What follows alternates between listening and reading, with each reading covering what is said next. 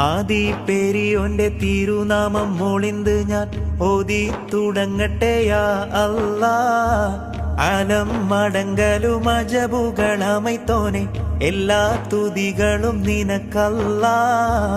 വേദപ്പൊരുളുകൾ സകലതും വിരുത്തിയ വേദാംബർ തിരുനബിയുള്ള വാദി ബദറിലെ പാടക്കളം ജയിത്തോര് വദന തെളിവൊളി സഫിയുള്ള.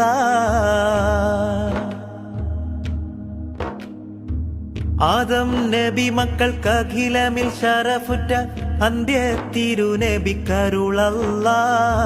ആലം ദുനിയാവും അതിലുള്ള മഖ്ലൂഖിൻ എണ്ണം സ്വലവാത്ത് സലാമുള്ള. ഓതി മൊളിയട്ടെ പതിഹിന്ദിൻ പുലിക്കുട്ടി ഹൈദർ സുദനുടെ കിസയെല്ലാം. അതിനായുടയവനഹദിന്റെ തിരുമുന്നിൽ ആദ്യം നിരവൊതുന്നിവനല്ലാ. ഇന്ത്യ പിടിച്ചടക്കാൻ വന്ന വെള്ളക്കാരുടെ കുടില കുതന്ത്രങ്ങളോട് തന്റെ ആയുസിന്റെ അവസാന നിമിഷം വരെ സന്ധിയില്ലാ പോരാട്ടം നടത്തി മൈസൂർ കടുവയെന്ന അപരനാമത്തിൽ ചരിത്രത്തിൽ ഇടം പിടിച്ച ധീരദേശാഭിമാനി ഫതഹ് അലി സാഹിബ് ടിപ്പു സുൽത്താന്റെ ചരിത്രമിതാ ഇശലുകളുടെ അകമ്പടിയോടെ ഞങ്ങൾ നിങ്ങൾക്ക് മുൻപിൽ സമർപ്പിക്കുന്നു.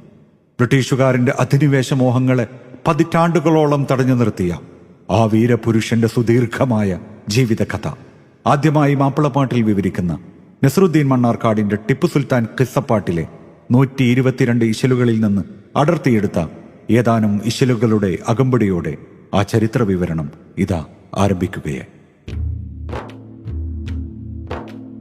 തുണ ചെയ്ത് റബ്ബിൻ വിധിയാലോരു കുടുംബം തിരുമക്ക വിട്ടെത്തി ഹിന്ദിൽ കഥയാരംഭം. മണിമക്കാദേശത്തെ മുഖ്യ കാബിലക്കാര് മാനിതരാകും ഖുറൈശി കുടുംബക്കാര്. അണവായ ബൂവർ ശുഹുറുറ്റ ശൈഖ് വാലി അവരൊപ്പമെത്തി മകന മുഹമ്മദാലി. ഗുണമൊത്തോരെത്തി മുഗുളർ ഭരിക്കും ദില്ലി. കനിമകൻ തന്റെ കാനോത്തും കാശിന്ത് ചേലിൽ. അനേകം വർഷങ്ങൾക്ക് മുൻപാണ് ഈ കഥ നടക്കുന്നത്. ജഗന്നിയന്താവായ അള്ളാഹുവിന്റെ തീരുമാനപ്രകാരം